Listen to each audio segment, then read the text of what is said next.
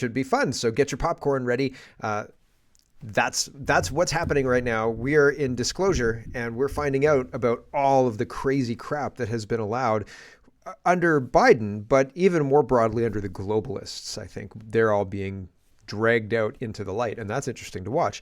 Leblanc brings up COVID in comparison to the tariffs. They're definitely trying to use the tariffs as the next emergency to justify keeping a grip on power in Canada. Something weird is going on with the Liberal election race, and I'll show you what other people are talking about with it, regards to it. Starmer and the EU.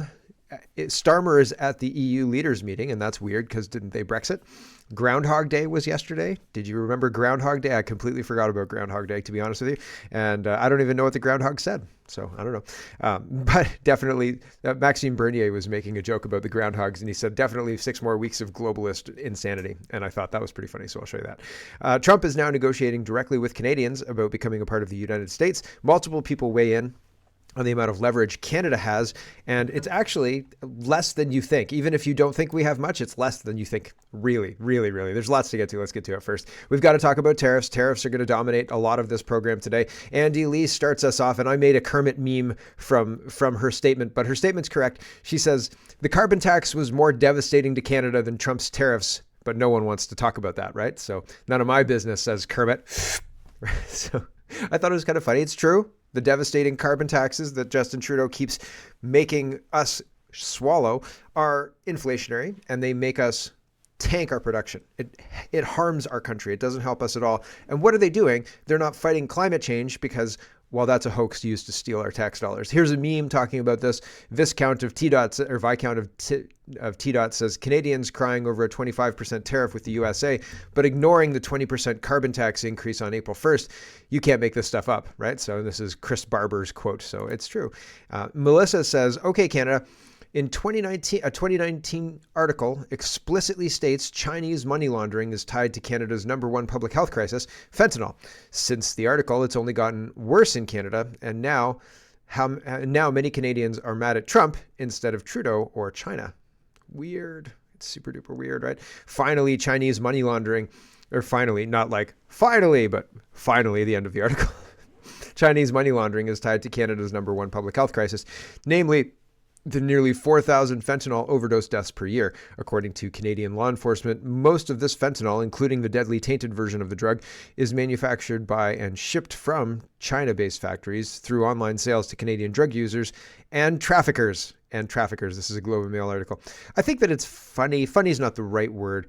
Not ha-ha funny, but just funny, like that's odd funny, that they say there's a poisoned deadly version of fentanyl, right? And like the regular version of fentanyl is also deadly in the wrong, very small doses, right? We're talking grains of sand here. It's very easy to overdose yourself on fentanyl if you have access to fentanyl. And so it's just an odd thing that I think that we're talking about. Even really good fentanyl is poison and will kill you in the wrong dose. And like poison fentanyl, shocker, will kill you with a smaller dose. Right? So it's just one of those things. Anthony Fury, this is all going, by the way, to the tariffs, to Donald Trump's legitimate ask of please stop the drugs flowing into the United States. It's killing Americans, and we don't like that. And our government loves killing Canadians. They love killing Canadians. If they could kill more Canadians, they would. You have a mental health disorder? Right this way, sir. We've got made for you. And so it's very interesting that Donald Trump is standing up for his citizens, and Canadians leaders are standing up to kill their citizens, right? So that's interesting. It's an interesting juxtaposition to me. And so I think that Donald Trump's ask is very reasonable. And one of the points that Brian Lilly makes later on is, it's not like we haven't been warned about this. It's not like there haven't been red flashing lights. Like when I get into office after winning this election handily that I'm about to win handily, I'm going to stop all of this trafficking and illegals coming in. Donald Trump said that over and over and over. And I'm just a guy in my garage, right? But I caught that. I was able to see Donald Trump's frustration with Canada. He said that a bunch of times. And do you know what Canada did in response to Donald Trump saying this over and over and over again? Nothing. Absolutely nothing. They made fun of him. They made fun of his hair. They made fun of his accent. They made fun of his family. They made fun of him, but they didn't do a damn thing to address his very legitimate ask. They turned a blind eye to fentanyl labs. They turned a blind eye to illegal trucking companies taking over the trucking industry and using those assets to flood drugs into the United States. And now we're supposed to say, Team Canada, give me a break. Give me a break. Honestly, here's another one. Anthony Fury says the RCMP knows the location of the fentanyl super labs that are poisoning our country and also exporting to the United States. The federal government needs to immediately give law enforcement the resources they've been requesting to perform mass raids on these sites. And Fury continues, here's a news feature from last year on the problem. Canada now a low-risk, high-profit spot for fentanyl super labs. So you want to look for that, right? I was telling my wife we should get a laundromat, or we should get one of those low-risk, high-reward business opportunities that I keep hearing about. And, it's one of those things where I like the idea of being able to build assets. I try and build assets every day, right? No 0 days. I try and build assets. But it's one thing to build a laundromat. It's quite another to build a super lab making fentanyl, right? So I would prefer a laundromat in my neighborhood rather than a fentanyl super lab, but I bet you the fentanyl super lab makes more money. Jason says, another aspect ignored by Canadian media and politicians throughout this tariff panic, TD Bank was fined $3 billion by the U.S. Department of Justice for money laundering activities related to the Mexican cartel and Chinese fentanyl trafficking. Human trafficking is in there too. This happened under Joe Biden. Canada has conveniently ignored a growing disease for far too long. The cancer is now global. Trump is determined to cut it out. That's what's happening here. And Tom Quiggin is highlighting this. TD Bank was doing money laundering for Mexican cartels, moving Chinese fentanyl. Canada did nothing, and the U.S. Department of Justice finally took action. And this was under Biden that they took action, like the Department of Justice took action. So that's pretty wild stuff, right? I believe it was under Biden. So crazy town, and still Canada persists in doing nothing. The tariffs on Canada, 25% on all goods coming in and 10% on energy. And Funky Town said, I asked Grok, who's the AI for Elon Musk, Canada needs to level the playing field. The existing tariffs before Trump took office. So what are they? Dairy products, 300%, poultry reaching up to 238 or 300% in some cases. Steel tariffs range from 25 to 50%. Aluminum, a 10% tariff was applied. Softwood lumber tariffs were between 17 and 20%.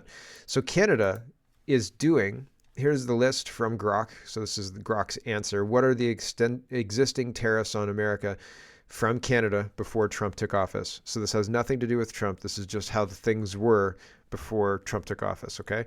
Dairy products, Canada imposes high tariffs with rates of up to 300% on certain dairy items like milk and cheese and butter. Tariffs on poultry products were similarly high, reaching up to 238% or 300% in some cases. Steel tariffs range from 25 to 50%. Aluminum, 10% tariff was applied. Softwood lumber tariffs between 17 and 20%. Whiskey, variable tariffs, though specific percentages were not detailed in the sources. Other products, sausages, almost 70%. Barley seed, almost 60%. Bovine meat, 25%. Cars, 25%. HVAC products, 45%. Vacuums, 35%. You can't buy vacuums are tariffed in Canada from the United States. Wow. Cable boxes, TVs, and copper.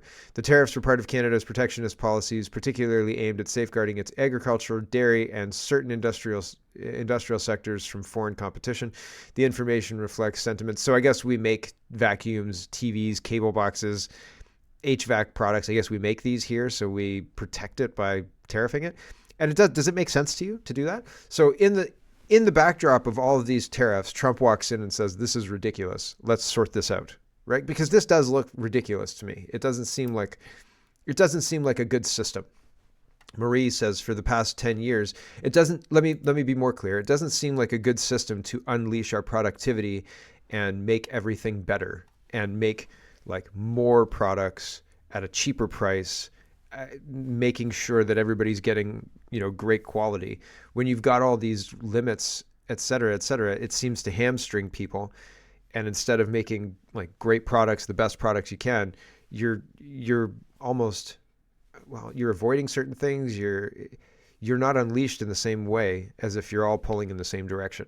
Does that make sense? It feels like if your goal is a golden age, putting all this stuff in place is hampering your ability to do that. If your goal is your citizens being prosperous, et cetera, carbon taxes are a way to hamper your citizens' productivity and stop them from being able to produce as much as they could produce without it, right? And so like this system seems like a bullshit system. This seems like we're doing something wrong, and we have a huge blind spot that we don't even see it because we've done it wrong for so long that we're like, well, I guess we have to do it this way. Let's put on more protectionary tariffs to one of our biggest trading partners and neighbors to the south. It just, I don't know, there's something weird about it. Something odd. Doesn't seem like that's the optimal use of or configuration of what we should be doing. And I'm not saying sign us up to join the United States, but we're not going to have a choice. Marie Oakes says, like, we could do it better without joining the United States too. I don't know that we'll have that option now, but we could have done it better without joining the United States. Marie Oakes says, for the past 10 years, Justin Trudeau has been calling Canada a post-national state, lacking in identity, but now all of a sudden is saying, fly the flag to be a proud Canadian and buy Canada or Canadian only. And so this is a Justin Trudeau quote from 10 years ago. There is no core identity, no mainstream in Canada. And those qualities of openness, respect, compassion, willingness to work hard are what makes us the first post-national state. So yeah, he's always been aiming for changing us into a post-national state, but now that we are a post-national state, he wants us to be nationalistic and raise the Canadian flag to fight that mean Donald Trump. Get bent. I'm not interested. United We Stand says, oh, it's so gross. Every day for the last 10 years, it's been Team United Nations from the leadership of Canada. And Tariff Day, you've got Polyev wearing the Canada super suit and, all the others wearing the Canada super suit. So there you go. It's very interesting. Cat Turd is responding to Jack. Jack says, when Justin Trudeau told Canadians to fly the Canadian flag, I was stunned. He froze bank accounts, ruined lives, practically made it illegal and jailed people for flying flags. Cat Turd says this. Yeah, he's not wrong.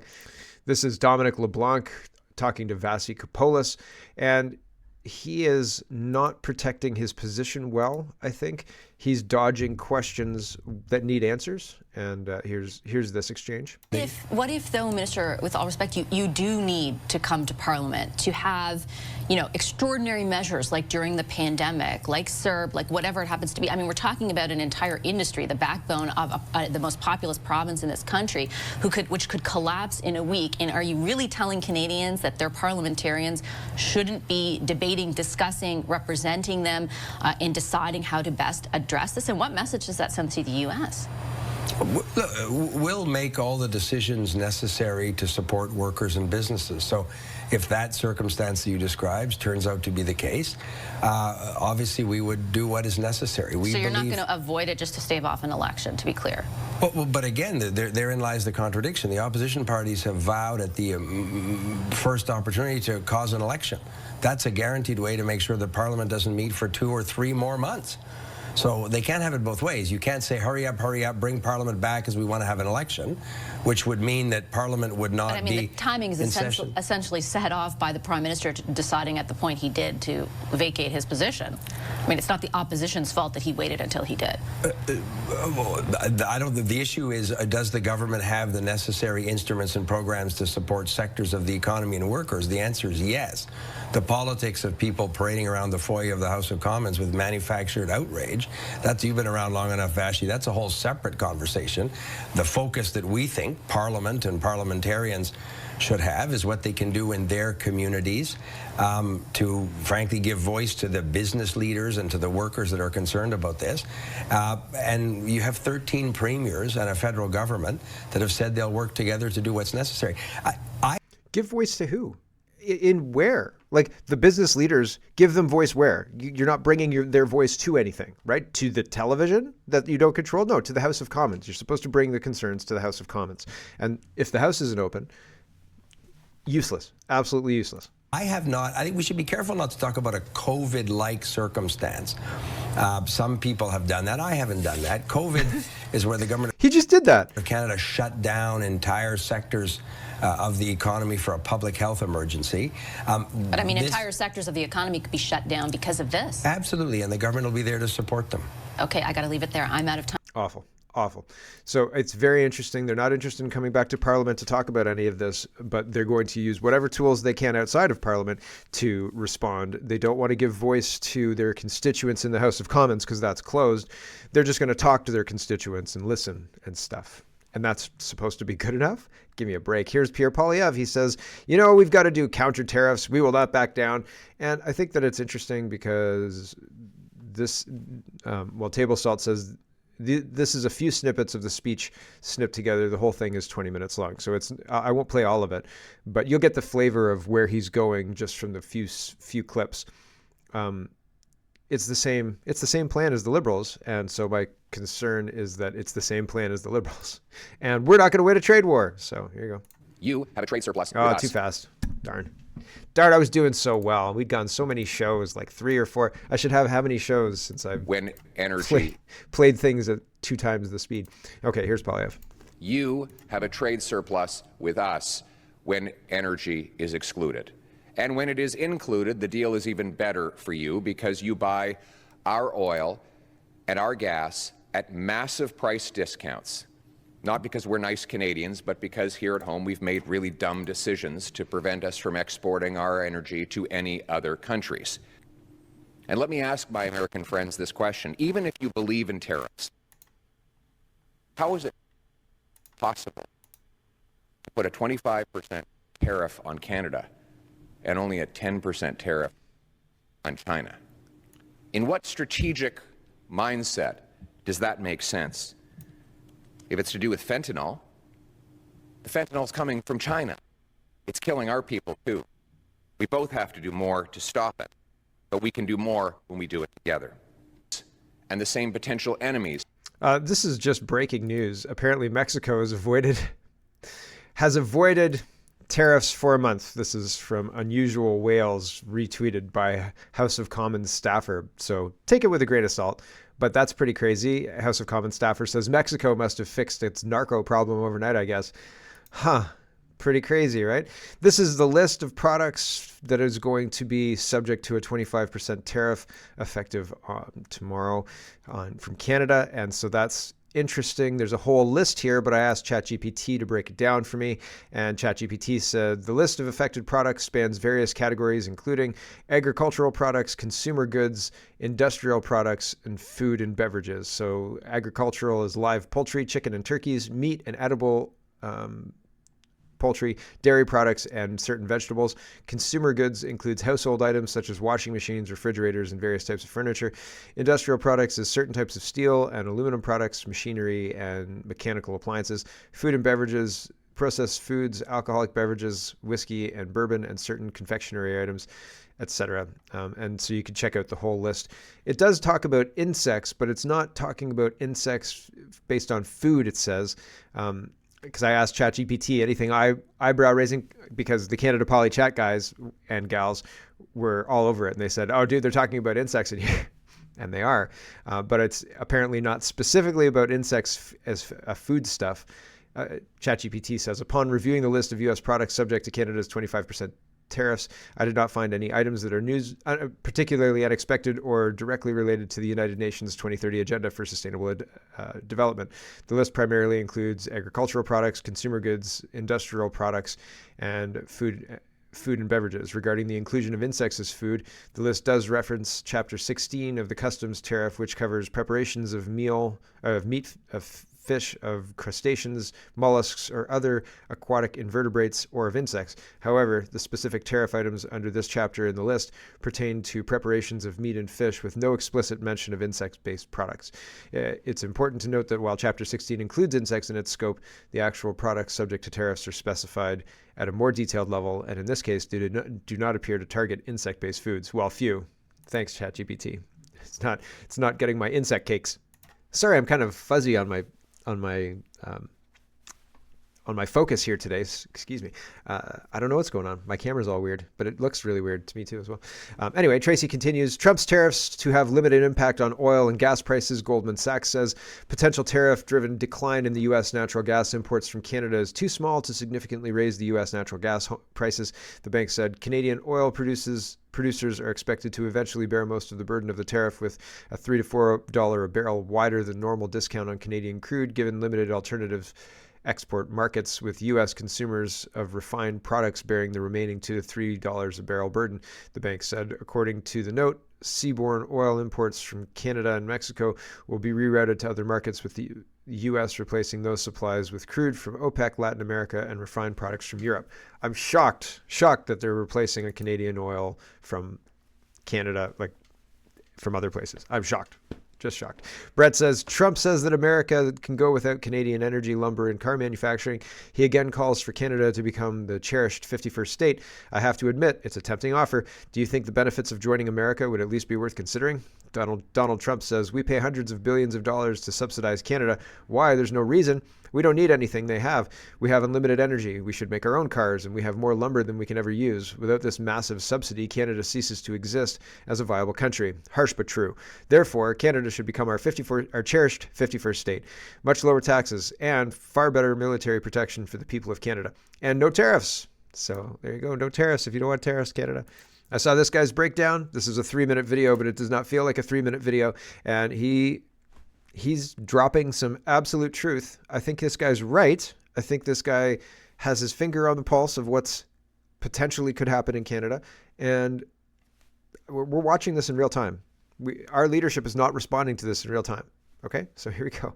Woo, buddy, you're not going to like how this goes. Fun fact, spent 4 years in the North Dakota oil fields. First year was as a flowback operator. The next 3 years was as a lease operator, or a pumper, as it were. Yep, 4 years of oil field work in the great state of North Dakota. Oofta.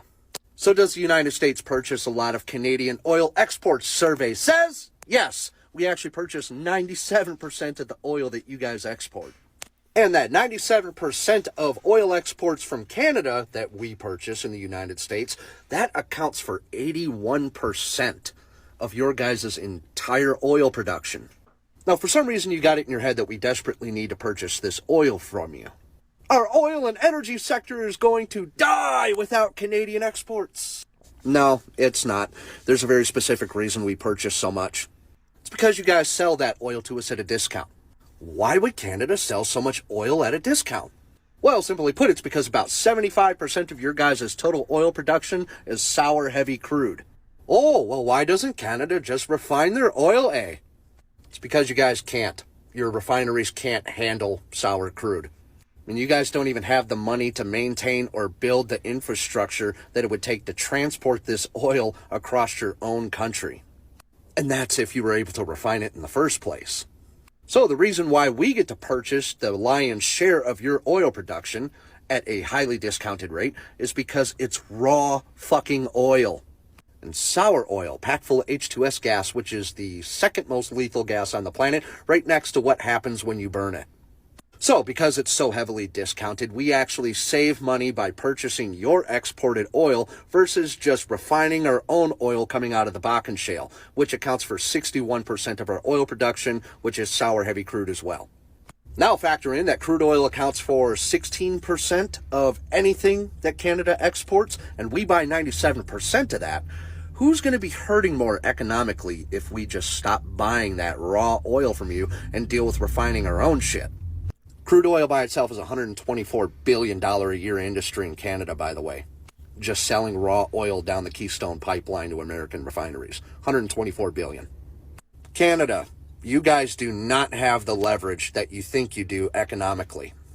And quite frankly, the United States is tired of playing nice and letting you bend us over the table and going in with no lube economically. So I'll say it again for the people in the back. If you guys just stopped ripping us off, you wouldn't be looking down the barrel of a 25% tariff. We're not bullying you. We're just making shit equitable on both sides. So get your shit together or figure out just how big of a boot in the ass you guys are going to get if you try to go into a trade war with the United States. Have a day! Woo! Okay. I am not advocating for, yeah, let's join the United States. We're totally economically viable. Our house is in order and everything's fine, totally fine. And we should just throw all that away to join the United States. No, I'm not saying that at all. I'm saying our house is on fire. Our crops are on fire. Everything's on fire. Our leadership is hanging out in their bunker drinking champagne. And we should probably listen to the fireman who showed up and says, I can fix this. Or you guys can hang out with your leaders in the bunker, I guess, if they let you in. Like, things are not financially on the right path in Canada. Our government is corrupt. Our government is completely compromised. We basically live in an occupied state. And they're trying to pass censorship laws, and they're trying to blow up our relationship with our closest trading partner. However, if you go back 25 years as well, Canada has made misstep after misstep with regards to NATO spending, with regards to all sorts of things that we could have started fixing 20 years ago. The Keystone Pipeline, twinning the Keystone, getting East-West, Energy East done. These things would have given us more leverage now, right? These pipelines take time to build, right? It's difficult to build them. We didn't do anything in the early 2000s. We didn't build the pipelines to make us to make us even able to use our own product within our own country. We didn't build refineries. We didn't do anything at all to improve our situation. We pissed away the money. We spent it on, I don't even know what we spent it on. Probably like the 407. I have no idea. I don't know what we spent it on. And now we're in a situation where economically we're so effed that if Donald Trump decides to, I think he can action whatever the hell he wants. And we don't have any maneuverability. We don't have any room to maneuver because we don't have options, because we did nothing for 20, 30, 40, 50 years. Nothing at all. We sat around and basked in the glow of the United States economy, and we thought this is never going to end. And we looked at our navel and we did nothing. And now we're like, oh, Canada first, we're willing to fight. No, we're not willing to fight. Nobody's willing to fight. People were saying during COVID, we should fight. And people said, yeah, but you know, I'd really like to Slava Ukraine and watch TV. Were we Slavaing Ukraine yet? No, 21, right? The end then. But nobody wanted to fight then when they were arresting people for not wearing masks and things. Nobody wanted to fight. Nobody wants to fight. Nobody wants to fight. 0 people want to fight. And the people who do get crushed. And I'm not advocating, I'm not saying let's fight together. I'm not saying anything like that. I'm saying by and large, what it looks like from past behavior is that the government can become ridiculously tyrannical and people will ignore it and hope it goes away instead of fighting.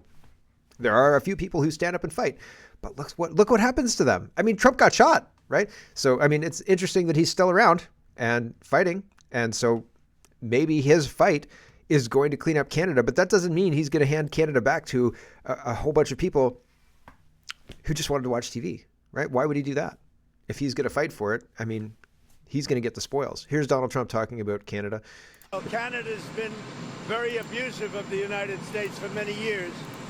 They don't allow our banks. Did you know that? Canada does not allow banks to go in. If you think about it, that's pretty amazing. If we have a U.S. bank, they don't allow them to go in.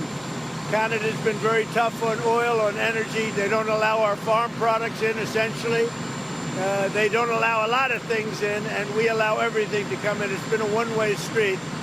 We subsidize Canada by the tune of about $200 billion a year. And for what? What do we get out of it? We don't get anything out of it. I love the people of Canada. I disagree with the leadership of Canada. And something's going to happen there. But if they want to play the game, I don't mind. We can play the game all they want. Mexico, we've had very good talks with them. And this is retaliatory. This is retaliatory to a certain extent. Well, Canada's been... So, and Mexico gets tariffs delayed by a month. Canada, not so much. Cat Turd says, Trump is on fire this morning. Donald Trump says, and this is on Truth Social, tariff lobby headed by the globalist and always wrong Wall Street Journal is working hard to justify countries like Canada, Mexico, China, and too many others to name continue the decades-long ripoff of America, both with regard to trade, crime, and poisonous drugs that are allowed to so freely flow into America. Those days are over. The USA has major deficits with Canada. Mexico and China and almost all countries owes $36 trillion, and we're not going to be this stupid country any longer. Make your product in the USA and there are no tariffs. Why should the United States lose trillions of dollars in subsidizing other countries? And why should these countries pay a small fraction of the cost of what the U.S. citizens pay for drugs, pharmaceuticals, as an example? This will be the golden age of America. Will there be some pain? Yes, maybe, and maybe not. But we'll make America great again, and it will all be worth the price that must be paid. We are a country that is now being run with common sense, and the result will be spectacular. So there you go. He's moving, and Canada's ignoring it. Canada's pretending like it's not happening, and that's weird. Sam Cooper says, Canada is a great nation with a remarkable history and a resolute people. We will get through this challenge if we come together using a Team Canada approach. But those aren't just words. What does a Team Canada approach really mean? It needs to be said that Ottawa's parade of anti-energy policies, red tape on resource development, lack of investment in our armed forces, and our soft-on-crime laws have left our country in an incredibly vulnerable and weakened state economically and politically. And Danielle Smith, he's responding to Danielle Smith, who's talking about all this. She says, Canada is a great nation with remarkable history and a resolute people. We will get through this challenge if we come together using a Team Canada approach. But those are just words. What does a Team Canada approach mean to Danielle Smith? And there's so many articles. They're all opinion pieces talking about all this. So I'm not going to get bogged down in that. There's so much real news happening that there's a huge amount of opinion that you guys can consume if you're interested. I'll try and link to some of them, but there's a lot more. Brian Lilly is responding to this. It's not like we didn't get any warnings, he says, from the Americans. We just didn't take them seriously. In fact, we completely ignored them. Israel now, 16 hours ago, is highlighting when Marco Rubio said Canada is allowing Gazan refugees with potential terrorist ties into their country poses a national security threat to the United States northern border. In a letter with colleagues, urged Senator Mayorkas to heighten precautions along the border. So just like all of the stuff with the fentanyl, the money laundering, the stuff that was happening then, Canada ignored it. Canada ignored Marco Rubio, who's now the Secretary of State. And I think he was tapped when this happened. This was January 24. Excuse me, not January 24, July 24. And he was probably, either he knew he was in the running, or I think he knew he was Secretary of State going in. But one way or the other, he's making noise about this in a way that is very clear, and we should have responded, and we didn't respond. And that's on our leadership. That's on us for not demanding our leadership do more. Mark Miller says, I woke up prouder than ever to be Canadian. This won't be easy for anyone, but we'll come out of this an even stronger country. Vive la Canada. And I mean, these people are out of touch with reality in a way that I'm struggling to continue to describe to you in words. Tamara Litch is responding to Anita Anand. Anita Anand says, we will not stand idly by when our nation is being needlessly and unfairly targeted. They did. We will defend Canadian interests and jobs. These countermeasures have one goal: to protect and defend Canada's interests. Well, they didn't do that. They failed. And in fact, they're going to double the tariffs, I think. Tamara Litch says, but you did stand idly by. For 9 years now, you've stood idly by, and the result is the current situation we find ourselves in because of your incompetence. You stood idly by when drugs overtook our streets. You stood idly by when Canadians were forced to start living in tent cities. You stood idly by when the cost of living went through the roof, sending families to the food banks in droves. You stood idly by as scandal after scandal unfolded. You stood idly by when peaceful protesters had their bank accounts frozen and were beaten in the streets of Ottawa. You stood idly by as aid was being offered to our military veterans. You stood idly by as billions of Canadian taxpayer dollars has gone unaccounted for. You stood idly by when foreign entities exerted their influence over our government. You have stood idly by, refusing to give the Canadian people a voice by calling an election. Then, to the horror and humiliation of Canadians, instead of acting with tact and diplomacy and handling the threat of tariffs with poise and professionalism, you immediately enter panic mode and start talking tough. Secure the border, stop the drugs. Listen to Donald Trump, for crying out loud. Here's Chrystia Freeland saying, we're so hurt. We're so hurt, Donald Trump. Why would you do this to us? Out of touch. And really jaw-droppingly, amateurs? Not amateurs, probably a good word, but there are other words. Here's Chrystia Freeland on the tariffs. Americans have to understand how hurt and frankly how furious Canadians are. Our sovereignty is hurt and furious at the Liberals. I think personally, if there's hurt and or furiousness, here's Chrystia Freeland. Our sovereignty? Our sovereignty is being challenged. And so, yeah, regular Canadians across the country are coming up with ways to stand for Canada, to fight for Canada, to defend Canada, but mostly to say to our American neighbors, guys, just cut it out. Just stop it. This is a terrible idea. Oh, I love that diplomacy. Guys, please stop it. Cut it out, guys. That's going to definitely work. Donald Trump loves when diplomacy happens like that. That's the best. Did that work during the USMCA negotiations, Christia? Guys. Oh my gosh. Really? This is our leadership, or somebody who wants to be the prime minister. Guys, I'm going to hector you until you do what I say. Page Wizard Games is highlighting this. Things are going to get very silly in the next little while, and not in a funny way. I hope this doesn't impact anybody's job. So Manitoba government is announcing that they're going to pull American alcohol products off the shelves. Doug Ford's announcing the same. Every year, LCBO sells nearly $1 billion worth of American spirits, wine, beer, seltzers, and not anymore, he says. Starting Tuesday, we're removing American products from the LCBO shelves. Everybody is absolutely tearing Doug Ford apart. The alcohol that's being removed from the shelves has already been paid for. Like when you order it, you pay for the wholesale price and then you get it and you sell it, right? And it's already been paid for. So this seems crazy. Like how much taxpayer dollars is being wasted with this initiative to not sell American booze? Very, very weird.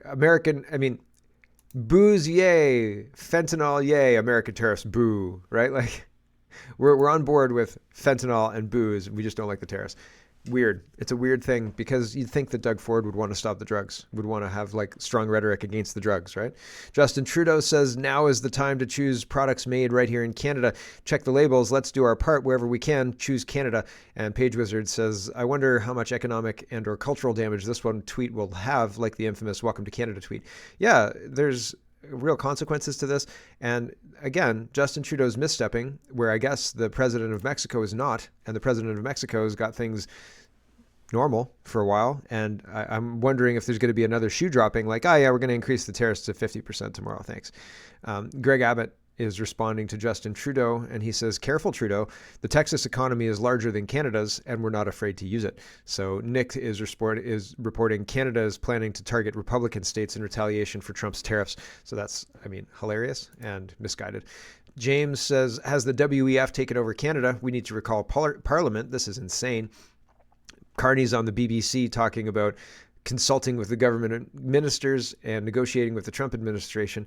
He isn't even elected. Also alludes to his plan to bring in a carbon tax on imports from trading partners that don't have a climate plan he likes. So that's USAID 2030 agenda stuff. Here is Unusual Whales. He says, what does Canada and Mexico need to do to lift the tariffs? And Trump says, he outlines it here, and I think it has to do with the fentanyl. Here we go. President, what does Canada and Mexico need to do for you to lift the tariffs? What are specifically you want? That have to balance out their trade, number one. That we've got to stop people from pouring into our country, and we've stopped it. They haven't stopped it. We've stopped it. They have to stop people from pouring in, and we have to stop fentanyl, and that includes China. Fentanyl has killed this year at least 200,000 people. It's pouring in from China through Mexico and Canada, and they've got to stop it. And if they don't stop it, the tariffs are going to get worse, a lot worse. A lot worse, he says. A lot worse. So that's not great. The Canadian dollar and the Mexican peso are falling as well. The Canadian dollar hit 67 cents yesterday, and that's not good. You can see that in the bottom corner there, 67. And then the American peso, or the Mexican peso is down to 47. And so, that's not good. And Payman also highlights, in fairness, the U.S. dollar is getting hammered as well. So the U.S. dollar is losing some of its value as well. Marco Rubio showed up in Panama, and with everybody, like with every man and his dog, the whole team coming up to Panama.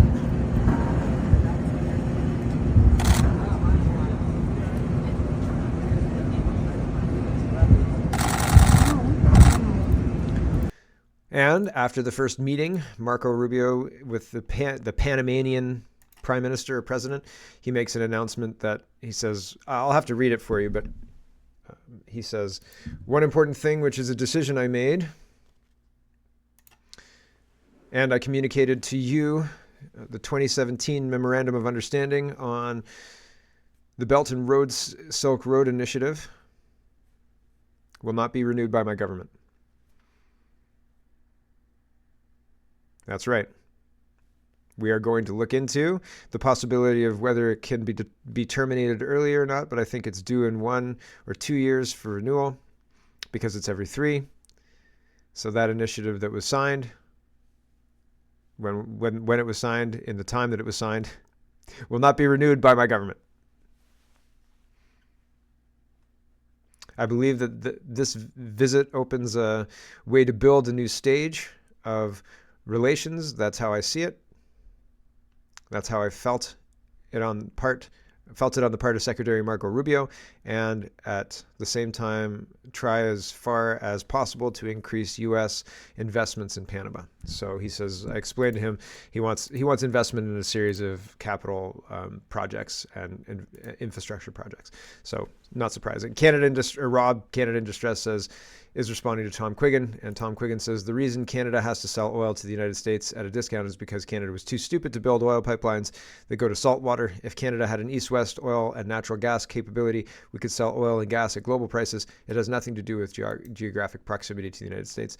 And Rob says, true, Tom, Alberta has tried for decades to get this done, only to run into hundreds of special interest politicians and people wound up that didn't want Alberta's dirty oil flowing through. Now they want to play Team Canada. So yeah, I think it's interesting. I think Canada is going to lose. We are on the wrong side of everything. We are misstepping.